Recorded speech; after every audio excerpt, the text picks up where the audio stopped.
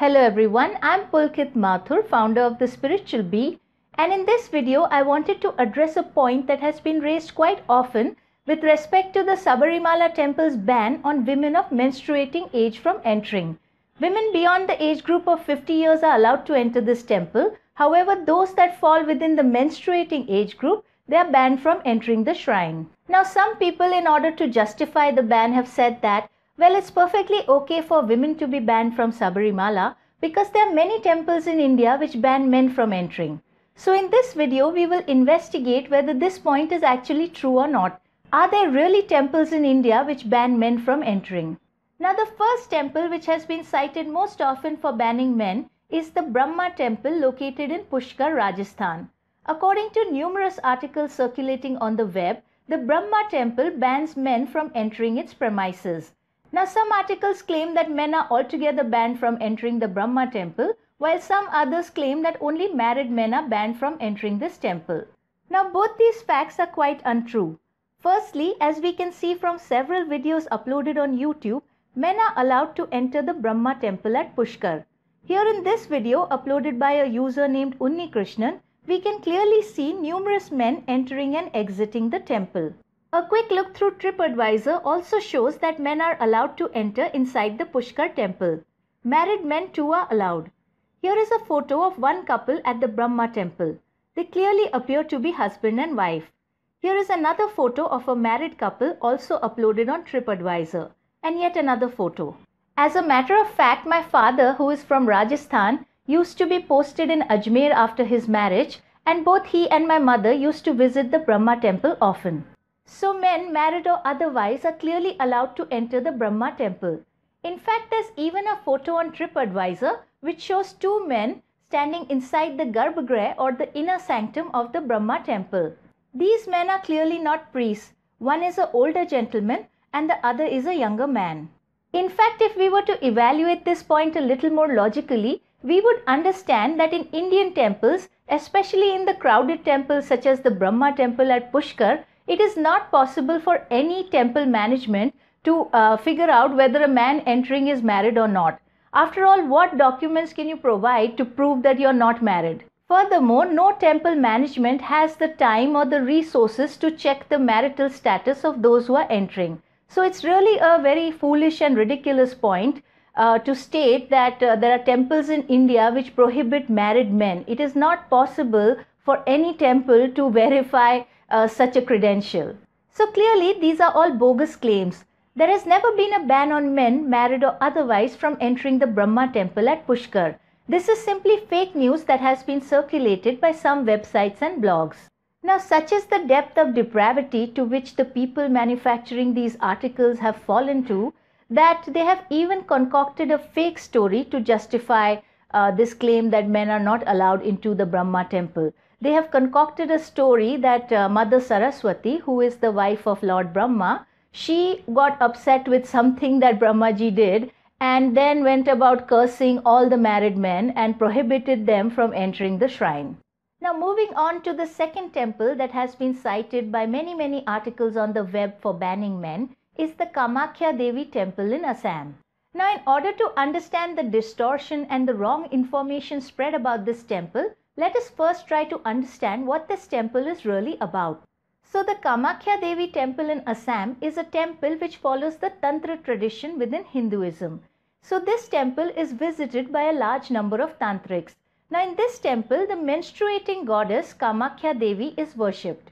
In fact, in the Shakti path of the Tantra tradition, the divine Shakti, or that power of God which has given birth to this whole universe, this divine Shakti of the Supreme Consciousness is worshipped. For this reason, within the Tantra tradition of Hinduism, women are so deeply revered that even the biological process of menstruation is not considered as something bad or a taboo. Rather, it is something that is celebrated. Women are seen as direct embodiments of the divine Shakti, and the biological process of menstruation is seen as a power of this Shakti working within women, because of which they can conceive and give birth to a new human being. As the famous shlok goes, Ya Devi Sarvabhuteshu Matra Rupen Sansthita Namastasya Namastasya Namastasya Namo Nama. What this shlok means is that to that Shakti or power of the infinite divine consciousness, which is Sarva Bhuteshu, meaning omnipresent, which is present everywhere and which takes the form of our human mother, Matra Rupain, and nurtures us. To that divine Shakti, I offer my respects. Namo Namah. So menstruation within the Shakta Tantras is celebrated. As a matter of fact, there is an annual festival held at the Kamakhya Devi temple, which is called the Ambubachi festival, and this festival is held in the month of June, during which it is said that the mother goddess Kamakhya goes through her menstrual cycle. Now, to accord the goddess her privacy, the temple remains closed for 3 days to the entire public. No one can enter, neither men nor women can enter the Kamakhya Devi temple. And this fact has been clearly disclosed on the Kamakhya Devi Temple Trust's website. Then on the 4th day, the temple opens to the whole public with much fanfare. Now, the articles spreading fake news have very cleverly distorted this fact about the Kamakhya Devi temple and have spread 2 types of fake claims about this temple. One group of internet posts, such as the one presented on Yahoo News, claim that during the Ambubachi festival, when the goddess Kamakhya has her periods, only women are allowed into the temple and male devotees are prohibited. The truth, however, as we have just seen, is that both men and women cannot enter the temple during this time. The temple is closed for all visitors. The second group of internet posts claim that men are altogether banned from Kamakhya Devi temple and only women can enter. In fact, these posts claim that the ban is so strict that even the priests serving at the temple are actually women. There are no male priests at the Kamakhya Devi temple. This again is a lie. As we can clearly see in this video uploaded by the News 18 channel on YouTube, both men and women are allowed entry into the Kamakhya temple. You can see crowds of men and women participating in the Ambubachi festivities. Here we can see men entering the shrine. So both men and women are allowed into the temple. Secondly, it is the male priests who conduct the pujas at this temple. The News 18 crew interviewed one such priest and showed him performing Havan and other pujas. As a matter of fact, the Ma Kamakhya Devalaya, which is the trust which runs the temple, the website of this trust clearly states that only the male members of the Bardeori community have the customary rights to conduct religious ceremonies and participate in the management of the temple. Thus, the priests at Kamakhya are all male. So this is the type of fake news that is unfortunately being spread about our sacred temples such as the Kamakhya Devi temple in Assam. Now, the third temple which has been cited by these fake articles on the internet for banning men is the Trimbakeshwar temple in Nasik, Maharashtra. This temple is dedicated to Lord Shiva and it is one of the 12 Jyotirlings. Now, the unique feature of this temple is that the Shivling is located below the ground in a sunken pit. And this Shivling is in the shape of 3 mounds, which are said to represent the trinity of Brahma, Vishnu and Shiva. Now, historically, in this temple, both men and women have been allowed to enter the temple. However, this temple differs a little bit from other Shiva temples. Unlike other Shiva temples where you can enter right into the Garbhagriha and you can pour water and milk directly onto the Shivling, in this temple such a thing is not allowed. Devotees can come only up to the entrance of the Garbhagriha or the inner sanctum, and it is the priest who pours the water and the milk over the Shivling. Now, up until the year 2016, there was one exception that was made to this rule. Back then, for about 1 hour every morning from 6 to 7 am, men were allowed to enter the Garbhagriha of the Trimbakeshwar temple, and they were allowed to perform certain rituals such as the Jal Abhishek, in which water and milk could be poured by them on top of the Shivling. So back then, men had the privilege of pouring water and milk directly onto the Shivling within this 1 hour window. Women, however, were entirely denied this entry. Women could not enter even during this 1 hour. So ultimately, a petition was filed before the Bombay High Court, and in 2016, the court ruled that women had just as much right to enter the Garbhagriha of the Trimbakeshwar temple as men did. In fact, this right has already been provisioned in the 1956 Maharashtra Hindu Places of Worship Act. This act states that stopping any person, man or woman, from entering a temple can attract a jail term of 6 months. So by preventing women from entering the Garbhagriha or the inner sanctum, the Trimbakeshwar temple authorities were actually violating the law. Now this 2016 High Court ruling opened up the inner sanctums of two more temples in Maharashtra to women, the Shani Shingnapur Shrine and the Mahalakshmi Temple in Kolhapur. Now when the Bombay High Court came out with its ruling, what the Trimbakeshwar temple authorities did initially was that they banned both men and women from entering the inner sanctum during the 1 hour window.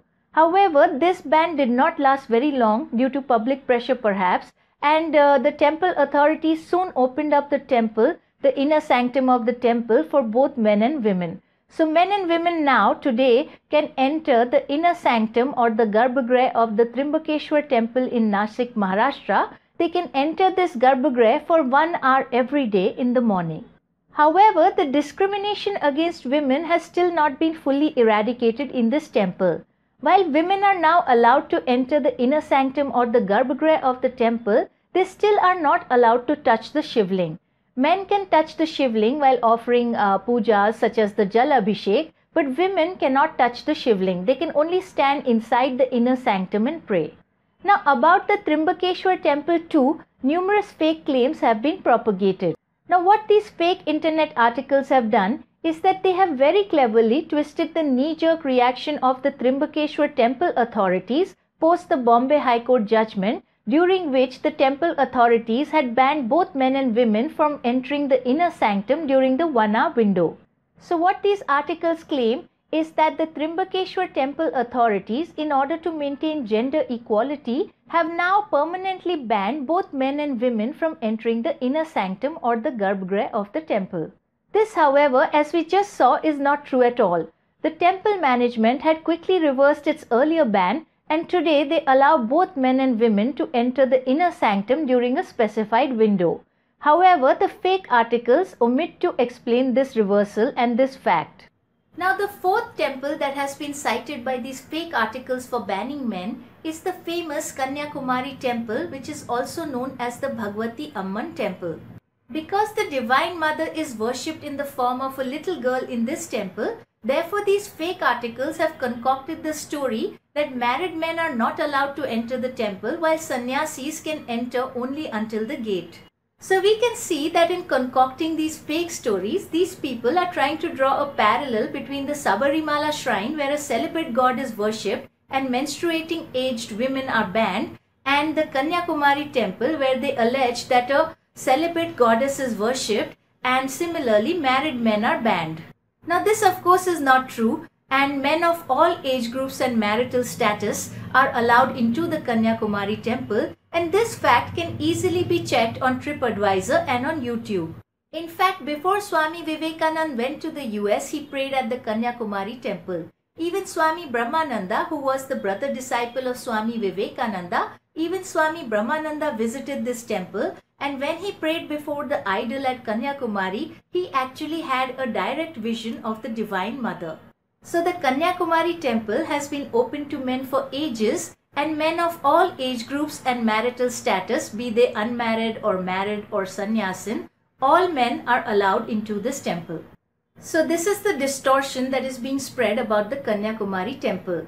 Now there are some other temples on this men banning list, but I leave it to you to ascertain the facts about these temples. I'm pretty sure that if you check the facts, you will realize that even these temples do not ban men.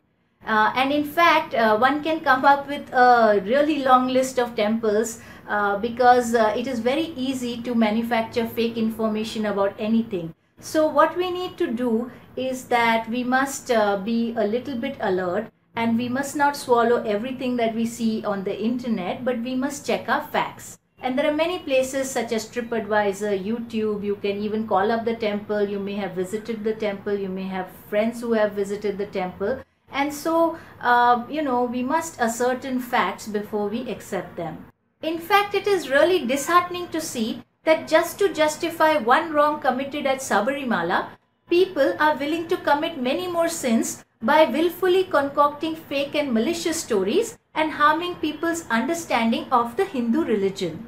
Furthermore, what happens is that when the understanding of people about Hinduism becomes flawed and distorted, and since we are living in a rational and scientific age, what this thing does is that it pushes people towards losing their faith and becoming atheists. So people actually, through reading such fake stories and through the spread of such misinformation, they're actually being pushed in the direction of becoming atheists. So the people concocting these fake stories are actually setting up other people to abandon Hinduism. Now maybe they have concocted these fake stories through good intentions. Maybe they felt that they are going to defend the Hindu religion, but what they don't realize is actually they are doing an immense harm to the Hindu religion, because they are distorting the very facts and the very truths on which it is based. By spreading this falsehood, these people are maligning the very teachings of the Vedas, the teaching of Satyameva Jayate. Truth alone triumphs. Truth alone leads one to the doorstep of God. God, in fact, is the highest truth. And so a Hindu is a person who loves truth, who practices truth, who gives up the habits of lying and lives in truthfulness. The Vedas say that telling lies, believing in false knowledge, believing in superstition, all these things do not take us towards God. What takes us towards God is speaking the truth and the ability to discriminate the true from the false. This is what takes us to God. Now this is the path of neti neti. Not this, not this. That is discriminating what is really real from what is false. And this was the path followed by Maharishi Ramana to God realization. So Hindu is a person who above all values and cherishes the truth and implements it in his day-to-day actions, in his or her day-to-day actions. A Hindu is a truthful person. And secondly, we must learn what our real customs, what our real paramparas are, as explained by the rishis. Because today many people have set out to defend Hinduism, its practices and its customs, but most people seldom understand the difference between the real Vedic culture, the real parampara, the real Sanatan Dharma, and the distortions that have crept into the body of Hinduism due to the passage of history. In the long passage of history, it is natural that distortions creep into a religion, because the rishis had a very high state of consciousness. They had the state of God consciousness. But when people with a lower state of mind interpret or see these truths, they cannot, see it in the light as the rishis did. They introduce distortions based on their own mental ideas and feelings and behavior. They introduce distortions into these customs. So it is the duty of every Hindu to understand what is the real Sanatan Dharma and understand what are the distortions, and to weed out the distortions. The distortions cannot be accepted. In fact, historically, numerous distortions have crept into the body of Hinduism. Some of these distortions are the practice of sati, or the burning of widows, the practice of polygamy, the practice of child marriage, the banning of women from studying or getting educated, the banning of women from studying the Vedas, from reciting the Gayatri Mantra, the practice of untouchability, the caste system. We've had many distortions, but we are also very lucky because we've had many social reformers from the time of Buddha. Lord Buddha was actually a great social reformer, and he spoke against this animal sacrifices and also this reckless sexual indulgence that had become prevalent in his time, through the practice of polygamy and other things. He spoke against that. There was Lord Mahavir. And in our more recent times, we've had social reformers such as Maharishi Dayanand Saraswati of the Arya Samaj. We've had Raja Ram Mohan Roy, who campaigned against the practice of sati and got it banned. We've had Ishwar Chandra Vidyasagar, who campaigned against polygamy. We've had Mahatma Gandhi and Ambedkar ji, who campaigned against untouchability. We've had Pandit Sri Ram Sharma Acharya, who won back the rights of women to chant the Gayatri Mantra. We had Pandit Madan Mohan Malviya, who struggled for women to have the right to read the Vedas, just as Maharishi Dayanand Saraswati did. So we've had numerous social reformers who have struggled to reform the Hindu religion and to restore it back to its Vedic glory. That has been the job. And this is also our job, because the struggle is not complete. There are many practices which are, not in accordance with the scriptures. So those practices which do not line up with the teachings of the scriptures cannot be accepted. They may be old, they may be, rooted in tradition, but a thinking person, a rational person, a person who truly loves the Vedas, who is truly trying to ascend to the state of God realization, such a person cannot accept these distortions. Now I'll give you an example of a distortion that has crept into our temple culture, which you will find very easy to identify with, and that is the habit of priests, especially in the large and famous temples. It is the habit of these priests to extort large sums of money from, innocent pilgrims. And in fact, the TripAdvisor reviews are full of such accounts. When I was making this video and going through the reviews of people on TripAdvisor, the one thing that struck me was the number of people who were registering such complaints. They were complaining that they had gone to the Trimbakeshwar temple in Maharashtra, and in this temple people tend to go during very difficult times of their life, when somebody in their family has died an unnatural death. Somebody may have committed a suicide, somebody may have died in an accident. So to give peace to the departed soul, especially people who die in tragic circumstances, the relatives go to Trimbakeshwar to perform certain pujas, and those pujas are performed inside the Garbhagriha. But within the Garbhagriha, you're allowed to enter only during the 1 hour window. So the priests charge large sums of money from innocent people who are in a desperate situation, because they have to do the puja and the priests know that there's only 1 hour.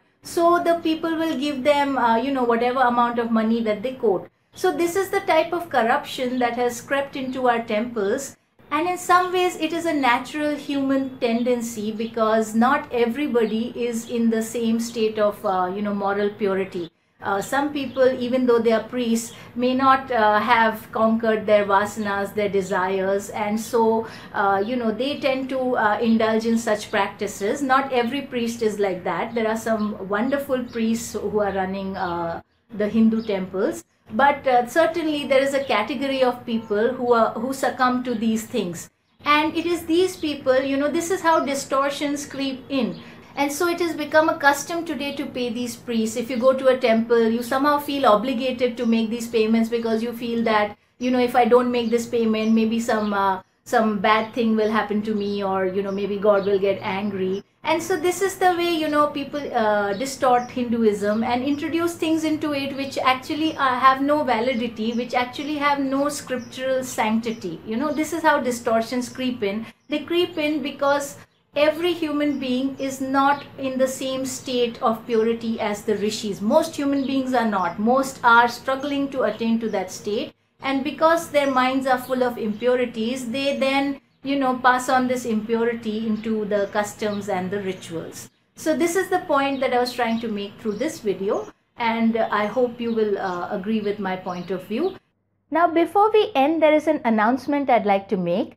I'm very happy to inform you that the Spiritual Bee has now been registered as a charitable trust, as an NGO which has the aim of reacquainting Indians with the true and genuine teachings of the Sanatan Dharma, as outlined in our scriptures such as the Vedas, the Upanishads, the Purans, the Bhagavad Gita, the Ramayana and the Mahabharata, the Agamas and the Tantras. So if you wish to join into my effort to revive and spread the spiritual teachings of Vedanta, then one way you can do so is by donating to the Spiritual Bee Foundation. Any amount will do. Even a small donation will go a long way towards expanding this effort, particularly into other languages such as Hindi, and also in deepening it, in making more frequent content on more topics. Because as you may know, this is intellectual work and it takes a lot of effort to produce one video, because I need to refer to a lot of scriptures, to a lot of texts, and I also need to explain things in adequate detail so that the concept can be clear to you. So it takes a large commitment of time and effort on my part, and currently I am only one person putting forth this effort. So sometimes I get overwhelmed because the amount of information that I have to share is a lot, but my resources are very limited. So if you can help me out by donating to the Spiritual Bee, then this work can be put on a stronger footing. So do consider making a small donation. Thanks for watching, and we shall meet again in the next video.